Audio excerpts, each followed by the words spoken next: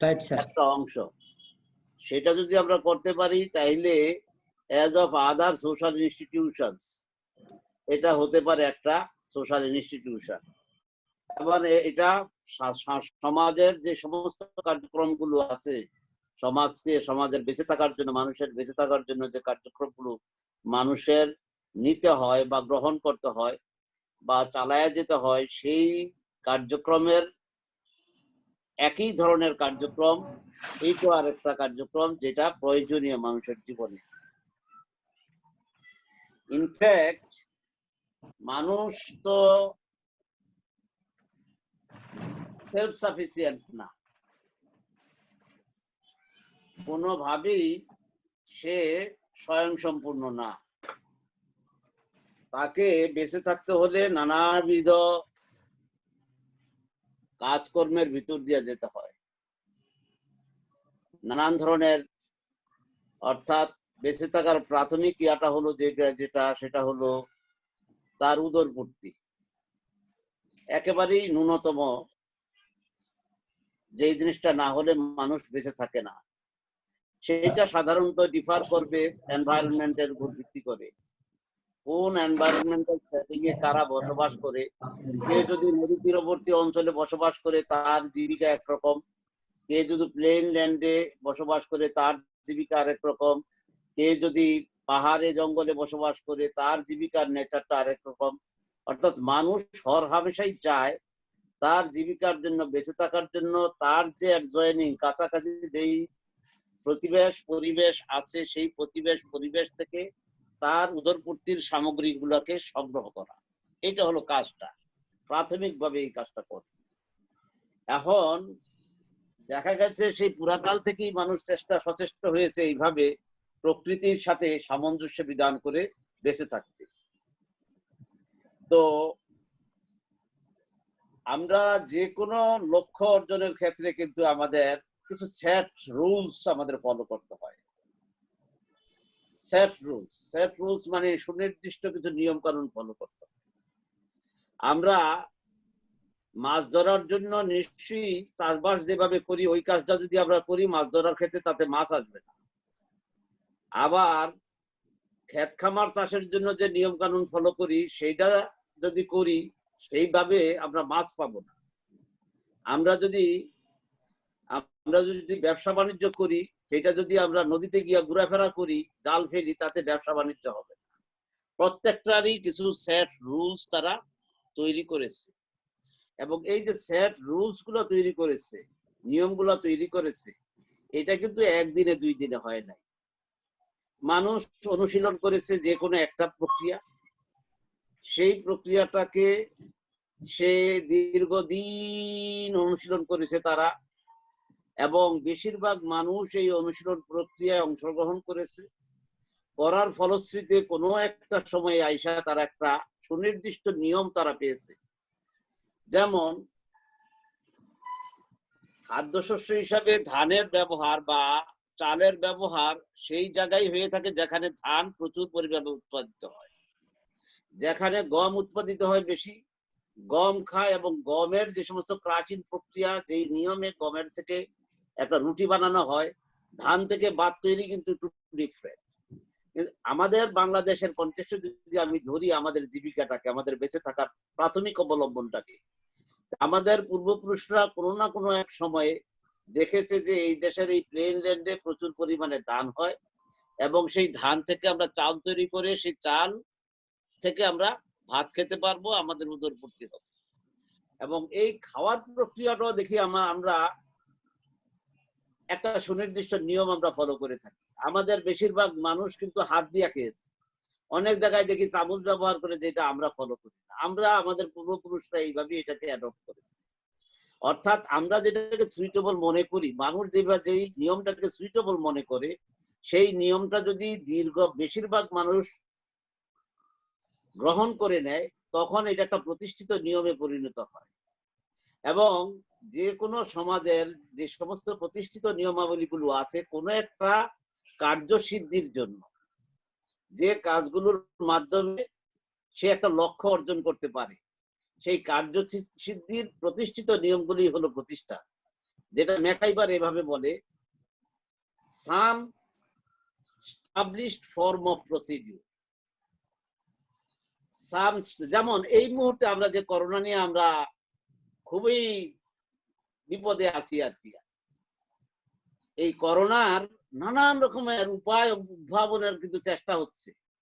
আমাদের এখানে কত রকমের ঘটনা ঘটতেছে। এক গণস্বাস্থ্য নিয়ে তারা একটা কিট তৈরি করছে, আবার কেউ ভ্যাকসিন তৈরি করার জন্য চেষ্টা করতেছে, কেউ আবার ওষুধ তৈরি করার চেষ্টা করতেছে, নানান রকমের কিন্তু। এবং এগুলো কিন্তু প্র্যাকটিস হচ্ছে বিভিন্ন জায়গায় বিভিন্ন ভাবে। প্র্যাকটিস হতে হতে মানুষের জন্য সবচেয়ে বেশি সহজ, সবচেয়ে বেশি গ্রহণযোগ্য এবং সবচেয়ে সুলভ যেটা, সেইটা কিন্তু সারা পৃথিবীর মানুষ তখন গ্রহণ করবে। যদি একটা ভ্যাকসিন এমন হয় যে সেটার দাম এমন হলো সাধারণ মানুষ নিতে পারলো না, তাহলে সেটা মানুষের জন্য গ্রহণযোগ্য অবলম্বন হলো না। ঠিক প্রত্যেকটা কাজের ক্ষেত্রে এরকম 1-2 মাস 3 মাস 1 বছর 2 বছর প্র্যাকটিসের অনুশীলনের মাধ্যমে কিন্তু আমরা একটা সুনির্দিষ্ট লক্ষ্য, সুনির্দিষ্ট নিয়ম আমরা পাবো, যে নিয়মটাই আমরা করোনা নামক এই ধরনের একটা ক্ষতিকর ভাইরাসকে আমরা মোকাবেলা করতে পারবো। ঠিক এক্স্যাক্টলি আমি যদি পড়তে চাই, আমি যদি লেখাপড়া করতে চাই, জ্ঞান অর্জন করতে চাই, কোন সুনির্দিষ্ট নিয়মটা আমাকে সবচেয়ে ভালো জ্ঞান দিবে, ভালোভাবে আমি জ্ঞান অর্জন করতে পারবো, সেই সুনির্দিষ্ট নিয়মটা কিন্তু আমরা তৈরি করে ফেলেছি ইতিমধ্যে। আমাদের শিশুর জন্য যে নিয়ম, সেই নিয়মটা আমাদের স্কুল হাই স্কুলে পড়ুয়া ছাত্রছাত্রীদের জন্য একই না। আবার হাই স্কুলে পড়ুয়া ছাত্রছাত্রীদের জন্য নিয়ম যেটা আমরা ফলো করি, সেটা কলেজের ছাত্রছাত্রীদের জন্য ওভাবে ফলো করি না। কলেজে এটা যেই নিয়ম কানুন গুলো প্রতিষ্ঠিত হয়েছে, সেই নিয়ম কানুন গুলো কিন্তু আবার বিশ্ববিদ্যালয়ের ক্ষেত্রে অতটা প্রতিষ্ঠিত না, অত ওভাবে আমরা অবলম্বন করি না। আমরা সেই স্তরের প্রত্যেকটা ক্ষেত্রেই যে কোনো যে লক্ষ্যটা আমার যেমন, ঠিক ওই রকম ভাবে আমরা সুনির্দিষ্ট কিছু নিয়ম আমরা তৈরি করেছি। সেই নিয়মগুলো আবার পাল্টাই। যেমন আজকে আমরা যে কাজটা করতেছি, এই কাজটার ব্যতিক্রমটা কি? আমাদের একটা এস্টাবলিশ ফর্ম অফ প্রসিডিউর, একটা প্রতিষ্ঠিত নিয়ম ছিল কোনটা?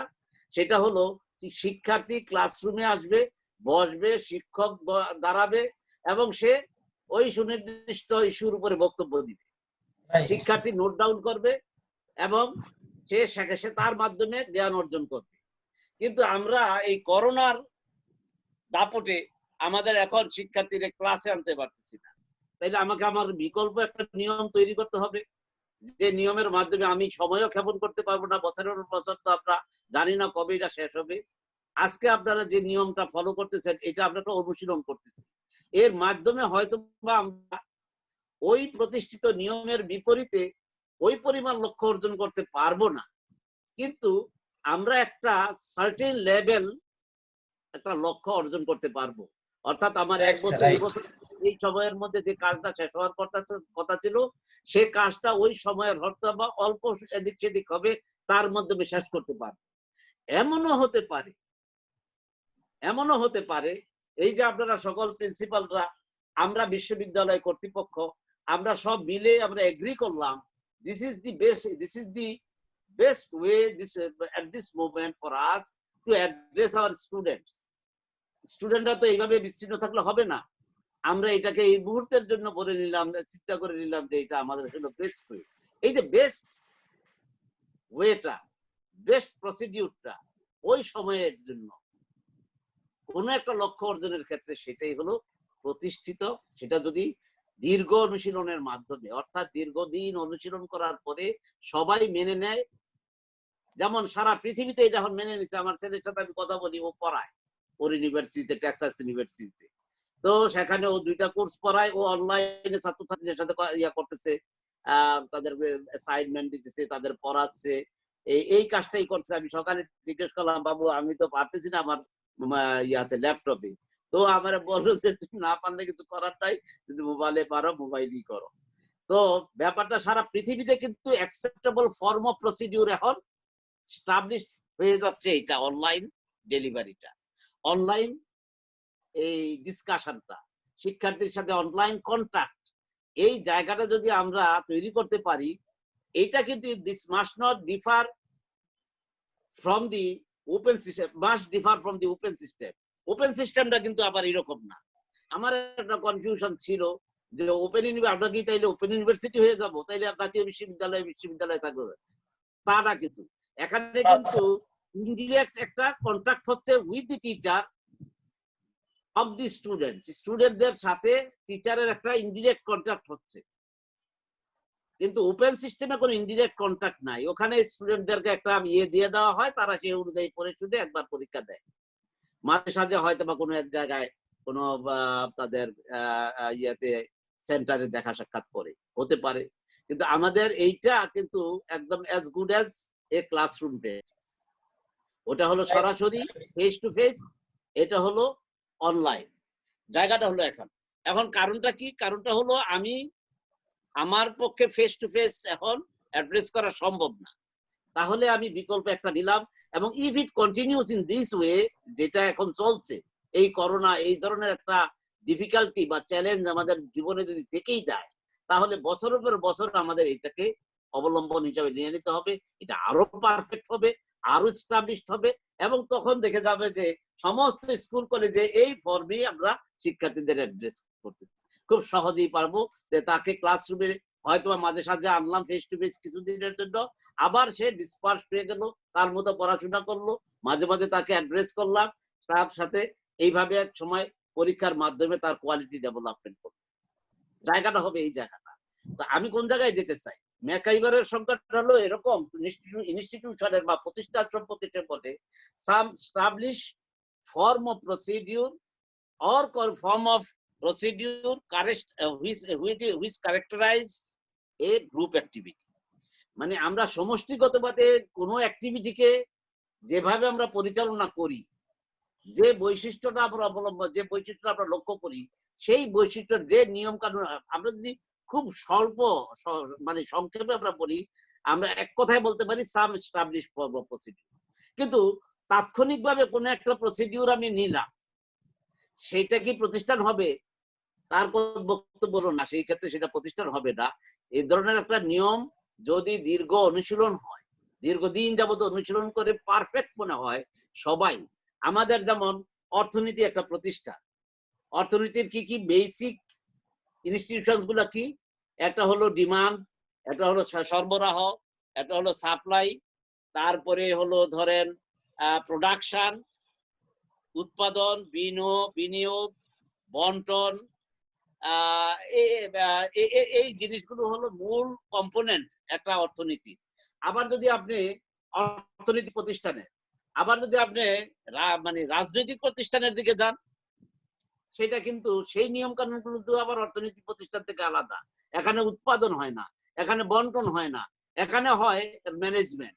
এখানে হয় এটা কিভাবে ম্যানেজ করা হবে, সারা মানুষের কল্যাণের জন্য ব্যবহার করা যাবে, কি ধরনের গভর্নমেন্ট হলে সহজে মানুষ সুবিধা বেশি পাবে, কল্যাণ মানে কল্যাণ রাষ্ট্র কেমন কেমন হতে পারে, সমাজতান্ত্রিক রাষ্ট্র। এই যে এখন দেখেন আবার করোনা ভাইরাসে দেখা গেল যে সমাজতান্ত্রিক রাষ্ট্রগুলোতে যেভাবে এটাকে ফেস করছে অথরিটারিয়ান রাষ্ট্র হিসাবে, ঠিক এক্স্যাক্টলি ধনতান্ত্রিক রাষ্ট্র কিন্তু এভাবে করতে পারতেছে না।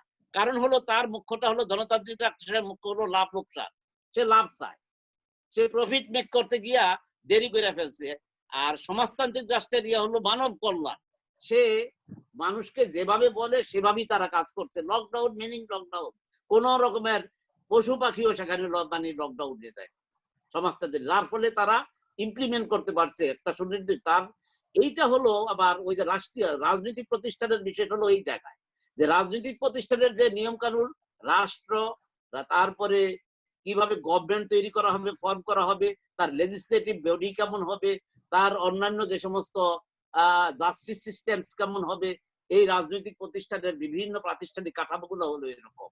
এবং এগুলা কিন্তু এক একটা রাষ্ট্রীয় কাঠামোই বলে দেয় যে তার রাষ্ট্রের মধ্যে গণতান্ত্রিক রাষ্ট্রীয় কাঠামো এক ধরনের প্রসিডিউর রাষ্ট্রীয় কাঠামো, সমাজতান্ত্রিকের ক্ষেত্রে আরেক ধরনের, ইগালিটি মানে অথরিটারিয়ান রাষ্ট্রের ক্ষেত্রে আরেক ধরনের, বিভিন্ন ধরনের হতে পারে।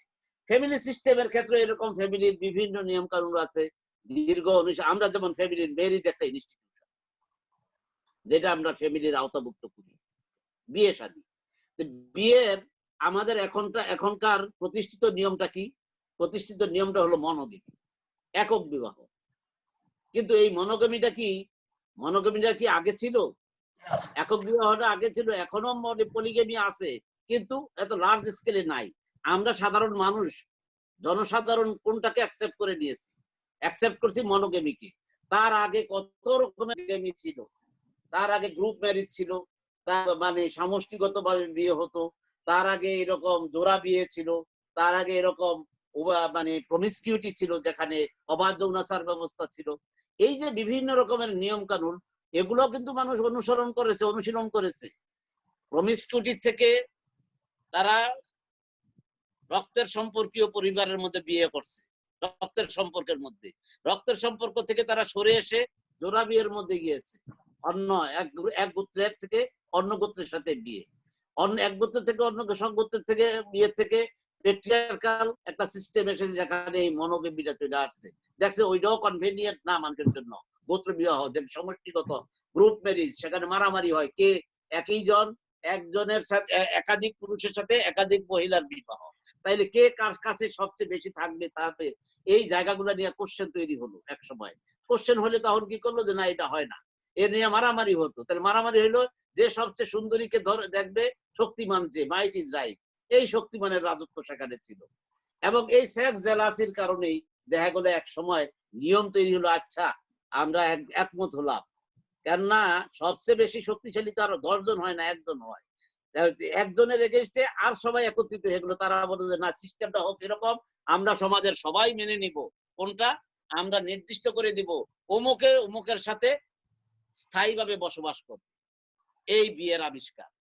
বিয়েটা হলো এই জায়গায়, অর্থাৎ মনোগেমি। সেই যে মনোগেমি চলছে, একক বিবাহ, সেই একক বিবাহ কিন্তু established form of procedure in marriage life, family life, ফ্যামিলির এই যে ইনস্টিটিউশনটা, এইটা হলো established form। তাইলে যে কোনো প্রসিডিউর, যে কোনো নিয়ম, কোনো কাজ করার ক্ষেত্রে, কোনো লক্ষ্য অর্জনের ক্ষেত্রে যে কোনো নিয়মই প্রতিষ্ঠিত নিয়ম না। ওই নিয়মটা দীর্ঘদিন অনুশীলনের ফলে প্রতিষ্ঠা পেলে তখন বলা হয় প্রতিষ্ঠিত নিয়ম।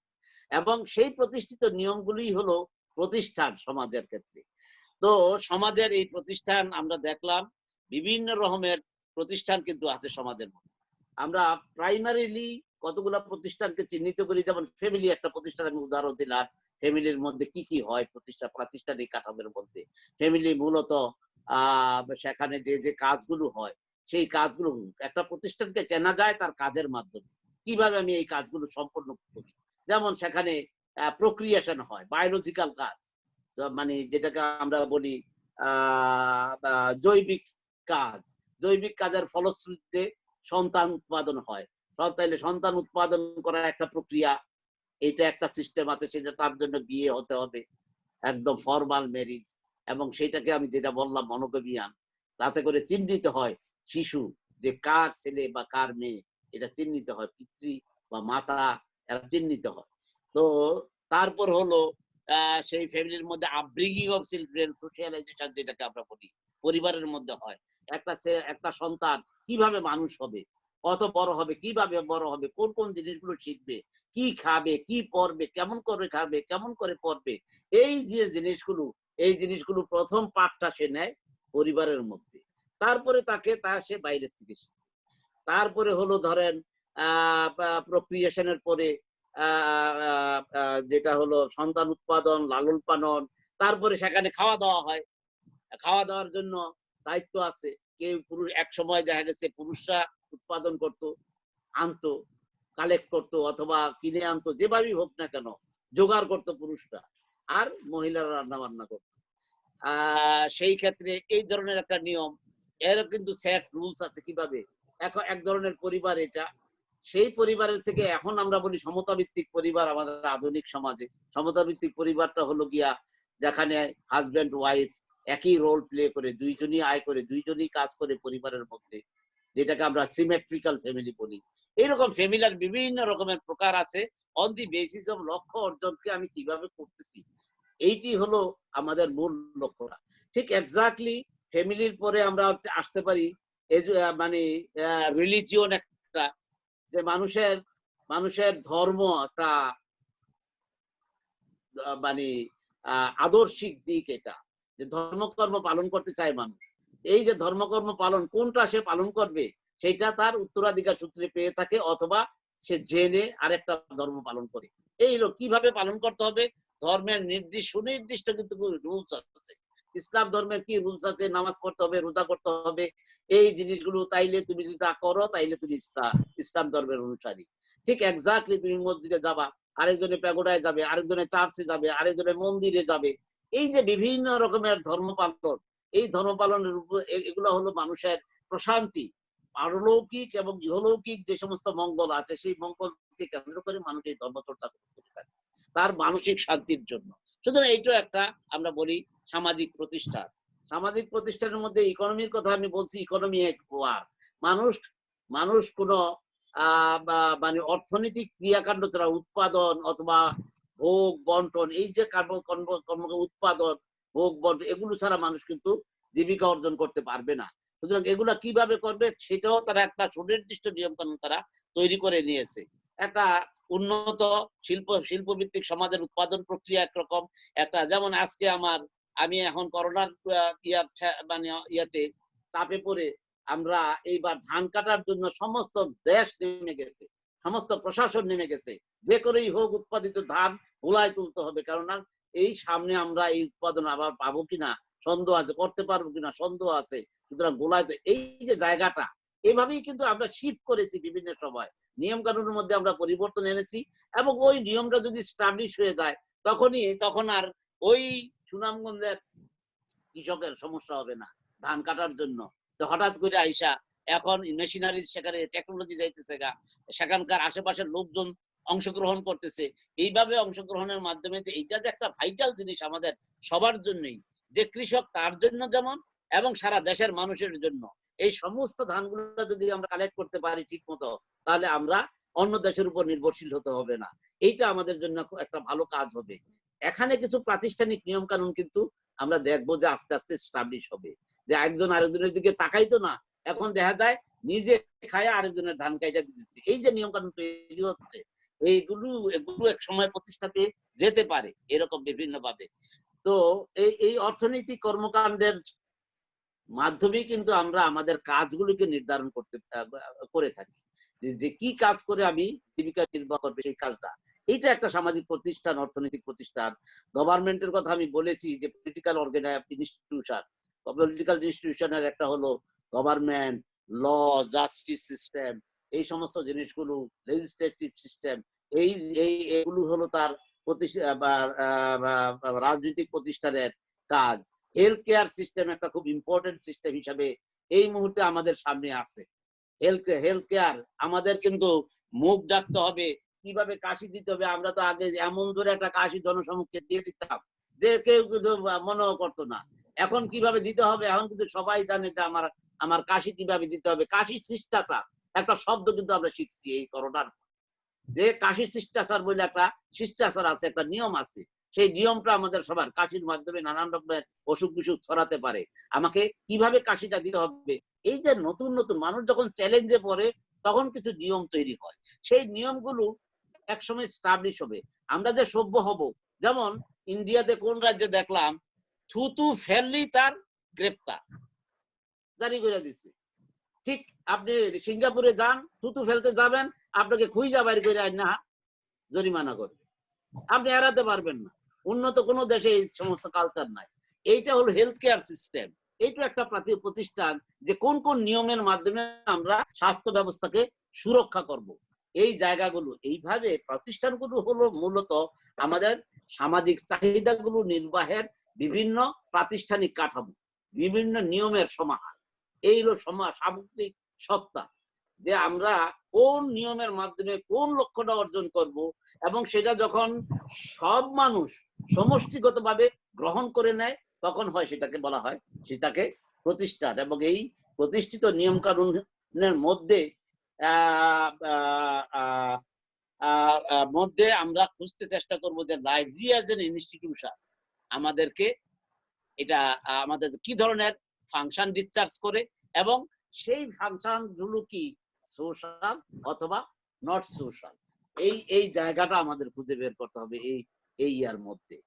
জেনারেল ফাংশনস অফ ইনস্টিটিউশনস আমরা আমরা যদি দেখি সেটা দেখা যায় institution satisfy basic needs of a society, আমি কথাটা বলছি যে মৌলিক চাহিদাগুলো সমাজের ইনস্টিটিউশনগুলো প্রতিষ্ঠানগুলো নির্বাহ করে থাকে। Institution define dominant social values, যেমন bills of right. Dominant social values, একটা সমাজের মধ্যে প্রভাবশালী খুবই শক্তিশালী সোশ্যাল সামাজিক মূল্যবোধ গুলো কি হবে সেটা একটা প্রতিষ্ঠানের কাজ। যেমন বিলস অফ রাইটস, আমাদের একজন মানুষ হিসাবে আমার সমাজে কি কি অধিকার আছে সেগুলো কিন্তু প্রতিষ্ঠিত। আমার খাওয়ার অধিকার, কথা বলার অধিকার, আমার কোথাও যাওয়ার অধিকার, আমার বাসস্থানের অধিকার, আমার শিক্ষার অধিকার, আমার স্বাস্থ্যের অধিকার, এই যে অধিকারগুলো এগুলো কিন্তু আমরা স্বীকার করে নিয়েছি, সমাজ রাষ্ট্র স্বীকার করে নিয়েছে এটা তোমার এই অধিকার আছে, এবং এই অধিকারগুলো সব মানুষই প্রতিপালন করার চেষ্টা করে। যেমন আমরা এই যে মানুষকে খাওয়া দিচ্ছি, নিজের ঘরের খাবার দিয়ে দিচ্ছি আরেকজনকে, কারণটা কি? তার যে খাবার নাই, তার একটা অধিকার থেকে সে বঞ্চিত হচ্ছে, অথচ আমার কাছে খাবার অতিরিক্ত আছে, তার ওই অধিকারটার সম্মান জানার জন্য আমরা কিন্তু এই কাজটা করছি, প্রকাশ থেকে তাকে বাঁচিয়ে রাখার চেষ্টা করতেছি, যে তার এইরকম অসহায় অবস্থা থেকে বাঁচাতে হবে। তাইলে আমাদের কিছু শক্তিশালী সামাজিক মূল্যবোধকে জিয়ে রাখে এই প্রতিষ্ঠানগুলো। Institution establish permanent pattern of social behaviour, যেমন আমরা প্রতিষ্ঠানগুলো কিছু পার্মানেন্ট, কিছু প্রতিষ্ঠিত স্থায়ী কিছু সোশ্যাল বিহেভিয়ার মানে আচরণ তৈরি করে, প্রতিষ্ঠিত করে। প্রতিষ্ঠানগুলো কিছু কিছু স্থায়ী সামাজিক নিয়ম কানুন প্রতিষ্ঠিত করে। যেমন আমি মনোগেমির কথা বলছি যে একক বিবাহ একটা স্থায়ী নিয়ম, অথবা আমরা অন্যান্য যে নিয়ম কানুনগুলো সমাজে দেখি প্রতিষ্ঠিত হয়েছে সেগুলো প্রাতিষ্ঠানিক কাঠামোর মধ্যে প্রতিষ্ঠা পায়। ইনস্টিটিউশন সাপোর্ট আদার ইনস্টিটিউশন, একটা ইনস্টিটিউশন অন্য ইনস্টিটিউশনকে সাপোর্ট করে। সেখানেই আমরা পাবো হাউ এডুকেশনাল ইনস্টিটিউশন, আমি এডুকেশনাল ইনস্টিটিউশন সম্পর্কে পড়ি নাই, এখানে সামনে বলবো যে এই যে একটা শিক্ষা প্রতিষ্ঠানের আওতাভুক্ত হয়ে লাইব্রেরি কিভাবে সোশ্যাল ইনস্টিটিউশন হয়ে যায় না, সেখানে আমরা যাব নেক্সট ইয়াতে। Institutions provide roles for individual, যে একটা মানুষ কি করবে সেই ভূমিকাগুলোকে প্রাতিষ্ঠানিক কাঠামোর মধ্যে আমরা লক্ষ্য করি। যে প্রতিষ্ঠিত নিয়মের মধ্যে যে আমরা দেখি শিক্ষকের একটা রোল, শিক্ষা প্রতিষ্ঠানের এই কাজের মধ্যে কোন ব্যক্তির কি রোল হবে, শিক্ষা প্রতিষ্ঠানের যে রোলগুলো ভূমিকাগুলো আমরা পালন করি শিক্ষক শিক্ষার্থী মিলে, শিক্ষার্থীর কাজ আর শিক্ষকের কাজ তো একরকমের না, বা যারা ম্যানেজমেন্টে আছে তার কাজ একরকমের না, অধ্যক্ষের কাজ একরকমের না। এই যে শিক্ষাকে কেন্দ্র করে যে মানুষগুলো তারা যেভাবে রোল প্লে করে, সেই রোল প্লে গুলো কিন্তু প্রতিষ্ঠান নির্ধারণ করে দেয় যে এই প্রাতিষ্ঠানিক কাঠামোর মধ্যে ব্যক্তির কি কি ধরনের ভূমিকা আমরা লক্ষ্য করব। এই প্রাতিষ্ঠানিক এইভাবে প্রতিষ্ঠানগুলো তার ফাংশনস গুলোকে ডিসচার্জ করে থাকে। এখন আমরা আসি আমরা এডুকেশন অ্যাজ এন ইনস্টিটিউশন, যেখান থেকে আমরা চুজ করব library as a social institution. এই যে এতগুলো ইনস্টিটিউশন আমরা শুনলাম, বেসিক ইনস্টিটিউশন, তার মধ্যে এডুকেশনও একটা ইনস্টিটিউশন। শিক্ষাটা একটা মৌলিক চাহিদা মানুষের, শিক্ষা অর্জন করা, জ্ঞান অর্জন করা, এই কাজটা প্রতিপালন করে কে, এই চাহিদা মিট আপ করে কে? শিক্ষা প্রতিষ্ঠান। শিক্ষা প্রতিষ্ঠানের মাধ্যমে আমরা এই চাহিদাগুলো নির্বাহ করে থাকি। আর কত রকমের প্রকারভেদ আছে, আমরা নিজেরাই, আমরা যেহেতু এই লাইনে কাজ করি, শিক্ষক হিসেবে কাজ করি, স্বভাবত কারণে আমরা জানি যে কত রকমের মাদ্রাসা মিডিয়াম আছে, হাই স্কুল আছে, প্রাইমারি স্কুল আছে, তার কলেজ আছে, ইউনিভার্সিটি আছে, প্রতিষ্ঠিত এরকম বিভিন্ন রকমের প্রতিষ্ঠানের মাধ্যমে আমরা শিক্ষা বা জ্ঞান অর্জন করে থাকি। এটাকে আমরা এডুকেশন ইনস্টিটিউশনকে আমরা কেন ইনস্টিটিউশন বলি? it passes on essential cultural knowledge to members of a society. Education কি করে? এডুকেশন হলো প্রয়োজনীয় যে সমস্ত মূল্যবোধ গুলো আছে বা অনুশীলন গুলো আছে বা অভ্যাস গুলো আছে, সেই অভ্যাস গুলোকে ওই সমাজের যারা সভ্য আছে, সদস্য আছে, তাদের মধ্যে পাস করে ছড়াইয়া দেয়। এডুকেশনের মাধ্যমে আমরা এটা পেয়ে থাকি যে শিক্ষার মাধ্যমে আমাকে কি করতে হবে, কি না করতে হবে, কোন জায়গায় যেতে হবে, কোন জায়গায় যেতে হবে না, কিভাবে মানুষকে সম্মান করতে হবে, কার কি প্রাপ্য, এই জায়গা কিন্তু শিক্ষার মাধ্যমে আমরা শিখে থাকি। Education pass information and cultural knowledge from one generation to the next. শুধু এই বর্তমানেই না, আমরা করতেছি বর্তমানে আমাদের যে শিক্ষাটা আছে, যে জ্ঞানটা আছে, যে সাংস্কৃতিক মূল্যবোধ গুলো আছে, সেগুলো আমরা পরবর্তী জেনারেশনের কাছে রেখে যাচ্ছি, অথবা আমাদের পূর্বপুরুষরা কিন্তু আমাদের জন্য রেখে গেছে। তারা যে নিয়মগুলো ফলো করেছে সেই নিয়মগুলো ফলো করে আমরা চলছি, শিক্ষা অর্জন করছি, জ্ঞান অর্জন করছি, এবং আমরা সমৃদ্ধ হচ্ছি। আবার যেখানে আমরা ঠেকে পড়ছি যে এইটা এখন কনভেনিয়েন্ট না আমাদের জন্য, আমাদের জন্য এখন আর বড় একটা ডাউস লাইব্রেরি, আমার যদি একটা বিল্ডিং বানায় বইয়ের পর বইয়ের সাজায় রাখি, এখানে কেউ আসতে চায় না, আমি ডিজিটাল করে দিচ্ছি। ডিজিটাল করার ফলে সে ঘরে বৈশা বৈশা আমার কন্টেন্ট পেয়ে যাচ্ছে। এই যে শিফটটা, এটা আমার পূর্বপুরুষের ছিল না, আমি পরিবর্তন করতেছি আমার মতো করে, এটাকে আরো উন্নততর করবে হয়তো বা নেক্সট জেনারেশন। তাহলে এইটা it pass information and cultural knowledge from one generation to the next. Instils knowledge about the world. একটা পৃথিবীর মধ্যে, বিশ্বের মধ্যে কি কি ধরনের নিয়ম কানুন আছে, কি ধরনের জ্ঞান আছে, কি ধরনের মানুষ আছে, কি ধরনের তার আচরণ অভ্যাস, সংস্কৃতি, মূল্যবোধ আছে, সেগুলো কিন্তু আমরা জেনে নেই এই থ্রু এডুকেশন, শিক্ষার মাধ্যমে। Provide skills to become competent in the adult world war. আমরা যখন অ্যাডাল্ট হই তখন আমরা কোন কাজটা করব, সেই কাজটার জন্য কি জ্ঞান দরকার, সেই জ্ঞানটা আমরা কিন্তু এই শিক্ষার মাধ্যমে পেয়ে থাকি। Teaches the values of way of life people across and countries and nations. Across the countries and nations, জাতি ধর্ম নির্বিশেষে অথবা এক দেশ থেকে আরেক দেশে কি ধরনের ভিন্নতা। আপনি যখন, আমার তো খেয়াল আছে, আমি নিউজিল্যান্ড গেলাম একবার, তখন যাওয়ার আগে বইমেলা থেকে নিউজিল্যান্ডের উপরে একজনের একটা ভ্রমণ কাহিনী আমি কিনলাম। কেন কিনলাম? সেখানে কিভাবে বসবাস করে মানুষ, খাওয়া পড়া কিরকম, সেখানের ওয়ে অফ লাইফটা কি, সেখানে টেম্পারেচার কিরকম, কি কি ধরনের প্রধান প্রধান জায়গা আছে দেখা যায়, এ সম্পর্কিত একটা জ্ঞান আমি নিয়ে নিলাম। জ্ঞান নিয়ে আমার স্বল্প সময়ের মধ্যে, আমি তো বছরের বছর ওখানে থাকবো না, কোন কোন জিনিসগুলো আমার দেখার আছে, কোন কোন জায়গা থেকে আমার জ্ঞান অর্জন করতে হবে, সেইগুলো আমি চিনে নিলাম এখান থেকে। এবং সেটা কেমনে পারলাম? এই যে শিক্ষার মাধ্যমে আমি থ্রু বই পুস্তক বা তা পড়ে আমরা এটা জানতে পারলাম যে আমি যে জায়গায় যাচ্ছি ওই দেশটা আমার থেকে নিশ্চয়ই ভিন্ন, তার ওয়ে অফ লাইফের মধ্যে ডিফারেন্স আছে, তার চালচলনের মধ্যে ডিফারেন্স আছে, সে কিভাবে বাসে উঠে, কিভাবে টিকিট কাটে, টিকিট ছাড়া চলা যায় না, থুতু ফেলা যায় না, এগুলো আগে ভাগে শিখে না গেলে আমরা কিন্তু সেখানে কোপ আপ করতে পারবো না, তাদের সাথে মিশতে পারবো না, মানুষ হাসবে। স্বভাবত কারণে আমরা এক দেশ বা অন্য দেশ বা অন্য জাতি সম্পর্কে জানতে আমরা জ্ঞানকে ব্যবহার করি, শিক্ষাকে ব্যবহার করি। Offers opportunities for intellectual, social and emotional growth. যে এটা শিক্ষা আমাদের ইন্টেলেকচুয়াল, জ্ঞানতাত্ত্বিক এবং সামাজিক এবং যে আবেগের যে দিক, যে সমস্ত দিকগুলো আছে, তার যে বিকাশ, সে বিকাশ সাধনে আমাদের সহায়তা করে।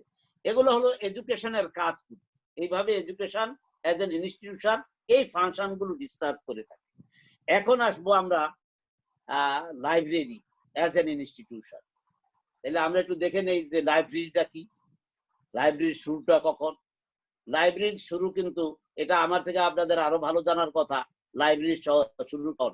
আমরা ধরে নিতে পারি সভ্যতার সূচনাকাল থেকেই লাইব্রেরির আবির্ভাব ঘটেছে। সভ্যতার সূচনাকাল মানে হলো সেই uniform type of writing. Uniform type of writing হলো এক ধরনের ট্যাবলেট, যে ট্যাবলেট, যে কোনো মাটির তৈরি একটা ট্যাবলেটের মধ্যে তারা একে আঁকতো, একে, অর্থাৎ একজনের ধরেন দুইটা গরু ছিল, গৃহপালিত যখন করছে তখন জ্ঞান হয়নি মানুষের অত, এই ধরনের জ্ঞান হয়নি, ফর্মাল এডুকেশন, সায়েন্স, এই সমস্ত জ্ঞান হয় নাই। তার গরুকে ডোমেস্টিকেট করেছে, গৃহপালিত করেছে, গরু আরেকটা বাচ্চা দিল, তাইলে প্রথম একটা তার গৃহপালিত করছে, সেটাই বাচ্চা দিছে, দুইটা হলো, আবার সেটাই বাচ্চা দিছে, তিনটা হলো, এক সময় সে খেয়ে হারায় ফেললো, যে এগুলার তো বোঝা যাচ্ছে না কয়টা হয়ে গেল। তখন সে দেয়ালের ভিতরে ছবি আঁকা রাখতো, গরু কয়টা, নতুন আরেকটা গরুর বাচ্চা হইলে আরেকটা গরুর ছবি আঁকতো। এই যে ছবি ইউনিফর্ম টাইপ বলে এটাকে, এগুলা ছোট ছোট ছোট প্লেটের মধ্যে রেখে দিত এবং এগুলা আর্কাইভ ফর্মে একসময় রেখে দিত তারা। এই লাইব্রেরিটা ছিল অনেকটা আর্কাইভ ফর্মে একটা সময়, এইভাবে শুরু হয়। তারপরে এই যে এটা হলো বেবিলনিয়ান টাইপ ইউনিফর্ম টাইপটা, বা আর্লিয়েস্ট বেবিলিয়ন কেন, ইজিপ্টেও কিন্তু ইউনিফর্ম টাইপ আগে ছিল। ইজিপ্ট তারপরে আবার আবিষ্কার করলো পেপিরাস গাছ থেকে তারা এক ধরনের লেখার সামগ্রী তৈরি করলো, যে তারা তাদের যে সমস্ত আবশ্যকীয় জিনিসগুলো আছে সেগুলো লিখে রাখতো, সেগুলো সংরক্ষণ করত এবং সেগুলো সংরক্ষণকারে পাওয়াও গেছে ওইভাবে যে সেখান থেকে জ্ঞান অর্জন করত পরবর্তী জেনারেশন। তারপরে এই যা বিভিন্ন রকমের একটা সময় যখন মধ্যযুগ আসে বা তারপরে যে সমস্ত ধরেন আর্লি এনশিয়েন্ট গ্রিস এন্ড রোমের ক্ষেত্রে, সেখানে আবার ক্লেরিক্সরা, চার্চের ক্লেরিক্সরা এক ধরনের এই লাইব্রেরি মানে ব্যবস্থা করে। সেটা মনাস্টারি টাইপের আশ্রমের ভিতরে অথবা কোনো ব্যক্তি পর্যায়ে অথবা কোনো কিং রাজা তার ব্যক্তিগত সংগ্রহশালা, এইভাবে আস্তে আস্তে আস্তে আস্তে কিন্তু লাইব্রেরির এই ধারণাটা মানুষের মধ্যে, সমাজের মধ্যে সভ্যতার বিকাশের ক্ষেত্রে এই লাইব্রেরি ইনস্টিটিউট এটা কিন্তু প্রতিষ্ঠিত হতে থাকে, যে এটা একটা প্রয়োজনীয় জিনিস। কেন প্রয়োজনীয়? এটা জ্ঞানকে ট্রান্সফার করে। যদি এটা না থাকতো, যে মানুষটা এটা আবিষ্কার করে গেল তারা সব যদি মরে যায়, এর মাধ্যমে পরবর্তী জেনারেশন আবার এই জ্ঞান থেকে নতুন জ্ঞান তৈরি করতে পারে। তাহলে দাঁড়ালোটা কি, যে আমরা কিন্তু যে লাইব্রেরি ফর্মটা আমরা যেভাবে এখন দেখছি, এটা এইভাবে শুরু হয়নি। এটা শুরু হয়েছে বিভিন্ন ব্যক্তির বা বিভিন্ন রাজা বাদশাদের তাদের ব্যক্তিগত জ্ঞান চর্চার যে সুবিধাগুলো আছে ব্যক্তি পর্যায়ে, এইভাবে থেকে শুরু করে আস্তে আস্তে এটা পাবলিক লাইব্রেরিতে রূপান্তরিত হলো।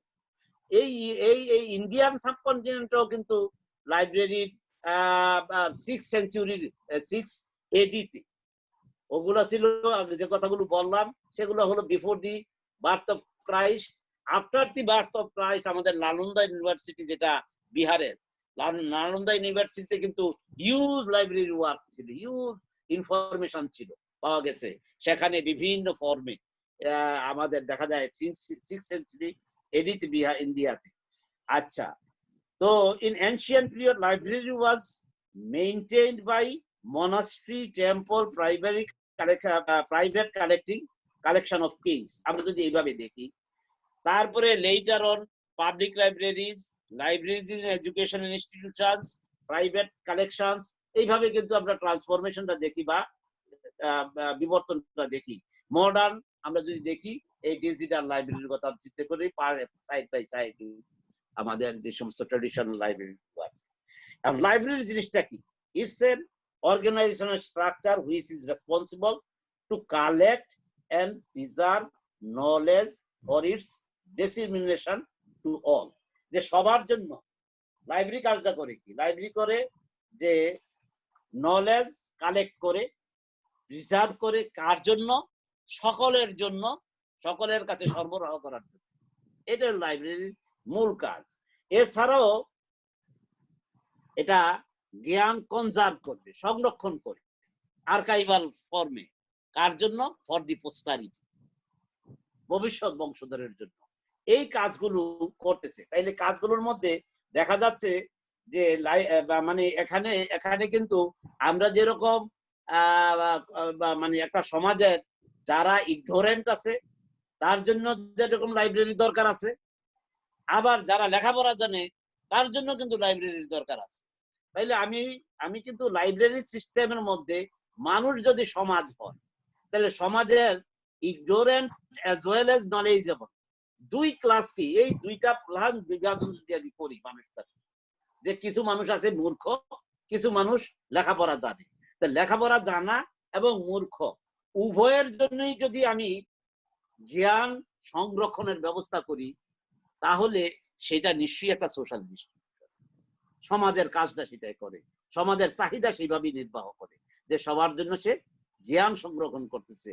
এই লাইব্রেরি গুলা, library facilitates reading, leading to strive for improvement of life as opening up the avenues of thoughts and life styles of other cultures. মানে আমরা আমরা শুধু পড়ার জন্য পড়াই এটা ফ্যাসিলিটেট করে না, এটা it leads to strive for improvement of life, যা আমাদের জীবনের মানোন্নয়নের জন্য। যেমন এখন এই যে কয়েকদিন আগে এখন করোনার এই যুগে দেখা গেল সারা দেশের যত হাসপাতাল ছিল সব হাসপাতালে একজন করে মাইক্রোবায়োলজিস্টের একজন ইয়া ছিল, একটা পোস্ট ছিল।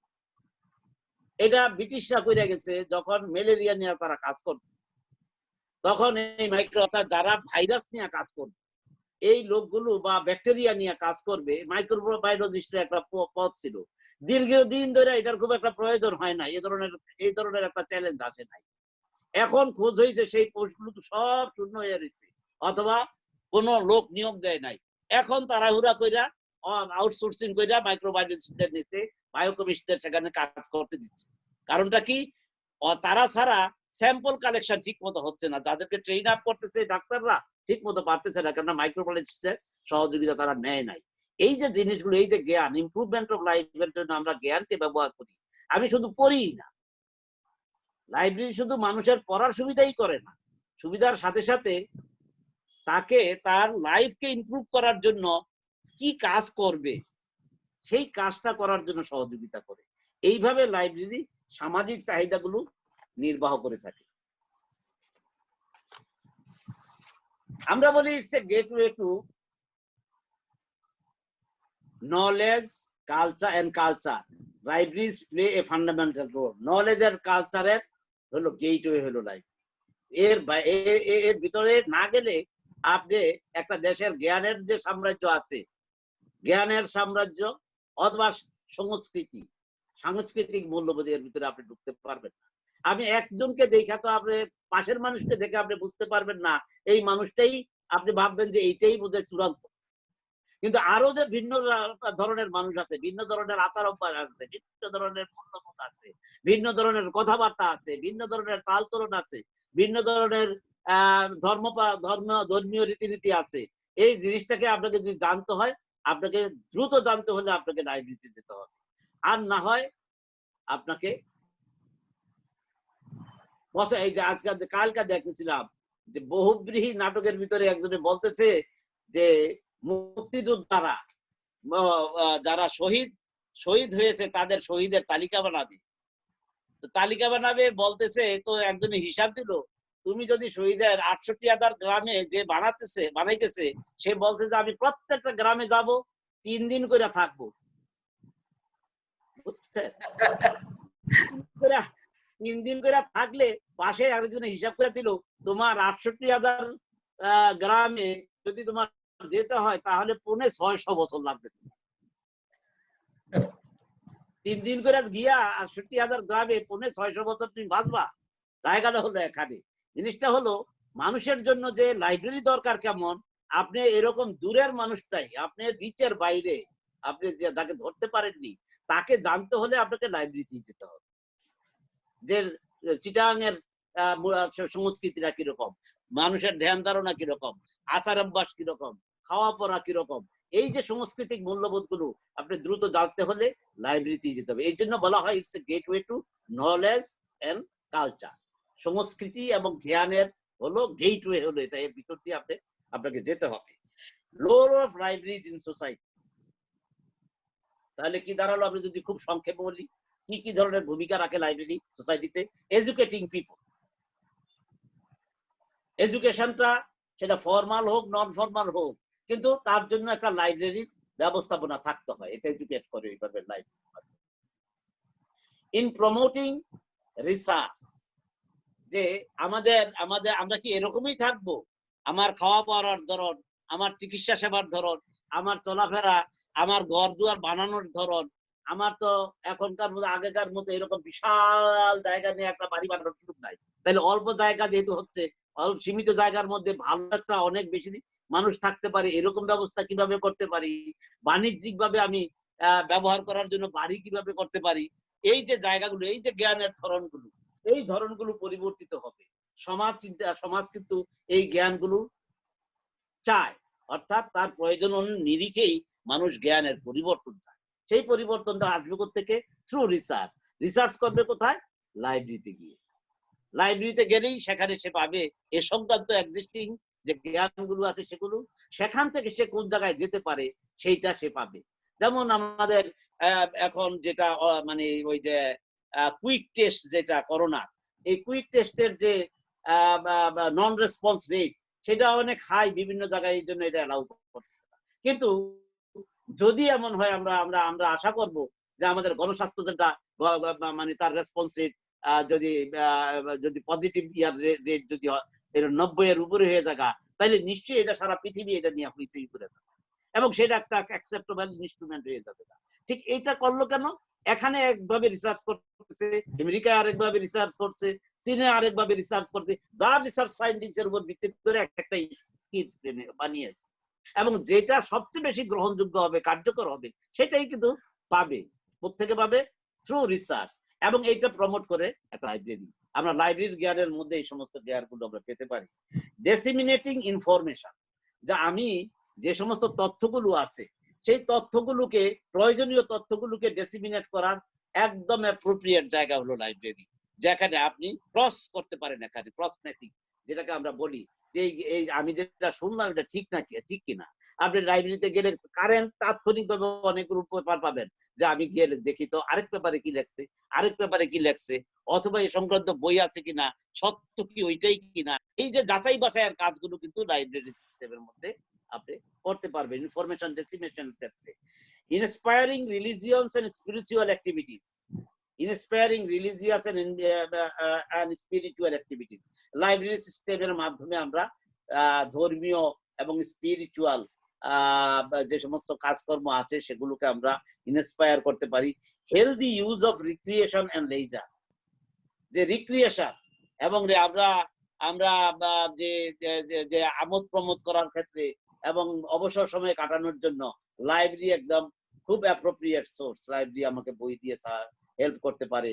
আধুনিক লাইব্রেরি আরো অন্যভাবে ডিজিটাল অনেক সামগ্রিক কন্টেন্ট দিয়ে আমাকে হেল্প করতে পারে। আমি তাতে আমি তাৎক্ষণিকভাবে দেখা যাবে যে একটা লাইব্রেরির সিস্টেমের ভিতর থেকে আমার প্রয়োজনীয় আমি ইয়োগা করবো, কোন ইয়োগাটা আমার জন্য প্রযোজ্য আমি পেয়ে যেতে পারি একটা লাইব্রেরি যেখানে এগুলো আর্কাইভ করা আছে সেখান থেকে। Guaranteeing access to knowledge in society, সমাজের যে জ্ঞানের প্রবেশ, জ্ঞান অর্জনের যে সিস্টেমটা সেটাকে এটা আগে বলছি। Gateways to knowledge and culture, create opportunities for learning, শিক্ষার জন্য অপরচুনিটি তৈরি করে লাভের, সাপোর্ট লিটারেসি এন্ড এডুকেশন। এটা একটা দেশের লিটারেসি মানে অক্ষর জ্ঞান বা যেটাকে আমরা বলি শিক্ষার হার, এই ধরনের এবং এডুকেশন শিক্ষা, এটাকে সাপোর্ট করে help shaping new ideas and innovation.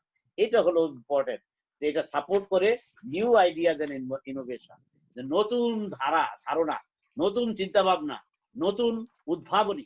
এইটা কিন্তু সমাজের জন্য, প্রত্যেকটা সমাজের জন্য অপরিহার্য।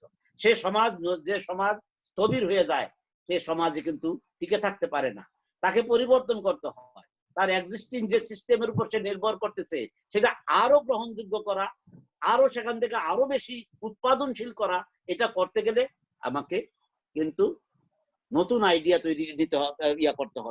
তৈরি করতে হবে এবং নতুন উদ্ভাবন করতে হবে।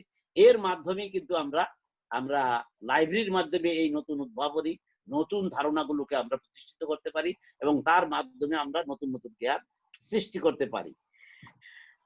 এখন আমরা আসি, এই যে আমরা দেখলাম লাইব্রেরিতে ফাংশন গুলো বা লাইব্রেরি ডিসচার্জ করে, এগুলা কি কোনোটাই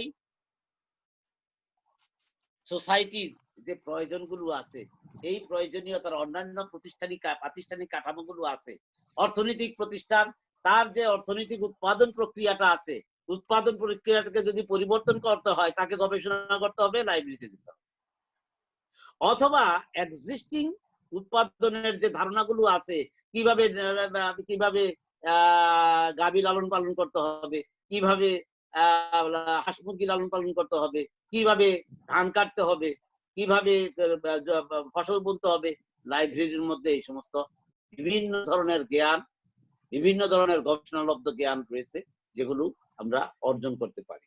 তাহলে দাঁড়াচ্ছে কি, আর লাইব্রেরি যে সোশ্যাল ইনস্টিটিউশন, তাহলে আমরা এইভাবে বলতে পারি লাইব্রেরিকে social institution serve to it dispensing knowledge to the ignorant and the informed alike.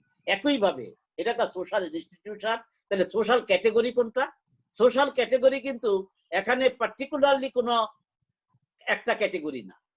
আমি যে কথাটা আগে বলছিলাম যে ইগনোরেন্টের জন্য এবং ইনফর্মড যে উভয়ের জন্য লাইক সমভাবে লাইব্রেরির যে উপাদানগুলো আছে, লাইব্রেরির যে সেবাটা আছে সেই সেবাটা প্রযোজ্য। একজন ইগনোরেন্ট, লেখাপড়া জানে না, সে ওখানে কি পড়তে যাবে? সে ওখানকার মানুষের কাছে জানতে যাবে। ওরা লাইব্রেরির সাথে যারা সংশ্লিষ্ট তারা তার কাছে সে জ্ঞান অর্জনের জন্য যাবে, যে আমি কিভাবে এই জ্ঞানটা অর্জন করতে পারি, এই জ্ঞানটা এটা সম্পর্কে কিভাবে জানতে পারি। সে বই পুস্তক পড়তে না পারুক, এখন কিন্তু ডিজিটাল সিস্টেমে এ সংক্রান্ত বিভিন্ন ডেলিভারি আছে, লাইব্রেরিতে সংরক্ষিত আছে। সে লেখাপড়া জানে না, ওভাবে শুনে সে পড়তে করতে পারে, জানতে পারে। ঠিক অবহিত হওয়ার জন্য, জ্ঞান অর্জনের জন্য কোনো বিষয় সম্পর্কে। তাইলে আমাদের knowledge and ideas covered conserved by libraries are revitalized and put into use in education of youth who are to be leaders in society. যে সমাজকে যারা নেতৃত্ব দিবে, সেই নেতৃত্ব দেওয়ার মানুষগুলো তাদেরকে নেতৃত্বের গুণাবলীগুলো অর্জনের জন্য যে সমস্ত জ্ঞানগুলো দরকার হবে, অ্যাপ্রোপ্রিয়েট নেতৃত্ব দেওয়ার জন্য সেই জ্ঞানগুলো কিন্তু, সেই নলেজ, সেই ধারণা, আইডিয়াস গুলো কিন্তু লাইব্রেরি সংরক্ষণ করে। এবং library as well as revitalized these knowledge, these ideas and put into use in education of youth who are the leaders of it. যে আমাদের যারা ইউথ আছে তারা লিডারশিপ দেওয়ার জন্য যে সমস্ত জ্ঞান দরকার হবে, তাদের সময়ে সেই জ্ঞান আমরা দিয়ে তাদেরকে সাহায্য করতে পারি। তাহলে দাঁড়াচ্ছে কি, লাইব্রেরিকে যদি আমরা সোশ্যাল ইনস্টিটিউশন হিসেবে দেখতে চাই, it's an institution as training, it's a part of educational institution. আমরা শিক্ষা প্রতিষ্ঠানকে বলি মৌলিক একটা প্রতিষ্ঠান সমাজের। এই মৌলিক প্রতিষ্ঠানটা শিক্ষা প্রতিষ্ঠান হিসাবে এই প্রতিষ্ঠানের একটা অন্যতম প্রাসঙ্গিক বিষয় হলো, অনুষঙ্গ হলো বা সাব প্রতিষ্ঠান হলো একটা লাইব্রেরি। অর্থাৎ যেই লাইব্রেরি প্রতিষ্ঠান কি করে মানুষের কল্যাণ করে, প্রতিষ্ঠানগুলি কি করে মানুষকে সেবা দেয়, প্রতিষ্ঠান কি করে প্রতিষ্ঠানের মাধ্যমে, প্রাতিষ্ঠানিক নিয়মের মাধ্যমে মানুষ তার কার্য সাধন করে, কর্ম সাধন করে, অর্থাৎ তার লক্ষ্য অর্জন করে। ঠিক লাইব্রেরির মাধ্যমে আমার ইনফর্ম হোক, আনইনফর্ম হোক, ইগনোরেন্ট হোক, ইনফর্মড হোক, কেউ জ্ঞানী হোক, জ্ঞান ছাড়া হোক, সবাই কিন্তু লাইব্রেরির সোর্স থেকে জ্ঞান অর্জনের মাধ্যমে। অর্থাৎ এখানে কিন্তু আমি দেখতেছি টোটাল যে জনগোষ্ঠী আছে, জনসমষ্টি আছে একটা সমাজের, সবাই কিন্তু ইনক্লুডেড হয়ে যাচ্ছে লাইব্রেরির ক্ষেত্রে। লাইব্রেরি নামক এই প্রতিষ্ঠানটার মধ্যে এসে সে জ্ঞান অর্জন করতেছে, নতুন ধারণা তৈরি করতেছে, নতুন ভাবে চলার পথ তা সে শিখতেছে। কিন্তু অন্যান্য প্রতিষ্ঠানগুলো, ফ্যামিলি প্রতিষ্ঠান কিন্তু কিছু কিছু ক্ষেত্রে হয়তোবা এডুকেশনাল ইনস্টিটিউশনের সাথে তার যুক্ত আছে, কিন্তু অর্থনৈতিক প্রতিষ্ঠান অর্থনৈতিক ভাবে লাভবান হওয়ার জন্য, অর্থনৈতিক কাজ করার জন্য লেখাপড়া জানলে ভালো, কিন্তু লেখাপড়া না যাই না অনেকে বহু টাকা পয়সা মানে, সেইটা একটা ক্যাটেগরি আছে। যে লেখাপড়া সেখানে, যে স্বাস্থ্য নিয়ে কাজ করে সে একটা ক্যাটেগরি। অন্যান্য প্রতিষ্ঠানের ক্ষেত্রে সেপারেট ক্যাটেগরি অফ পিপল আছে যারা তার মাধ্যমে জীবন ধারণ করে। কিন্তু লাইব্রেরির ক্ষেত্রে হলো it's an avenue for all people, for all categories of people. এই লাইব্রেরিটা দরকার হয়। সে স্বাস্থ্য চিকিৎসার সাথে জড়িত যে তার যেমন লাইব্রেরির দরকার হয়, অর্থনৈতিক প্রতিষ্ঠানের সাথে যুক্ত যে তারও লাইব্রেরির দরকার হয়, যার রাষ্ট্র নিয়ে যে চিন্তা ভাবনা করে তারও লাইব্রেরির দরকার হয়, যে পারিবারিক জীবন যাপন করে তারও লাইব্রেরির দরকার হয়, যে ধর্ম উপাসনা করে বা ধর্মীয় নিয়ম কানুন পালন করে ধর্মীয় ব্যক্তিবর্গ তারও লাইব্রেরির দরকার হয়।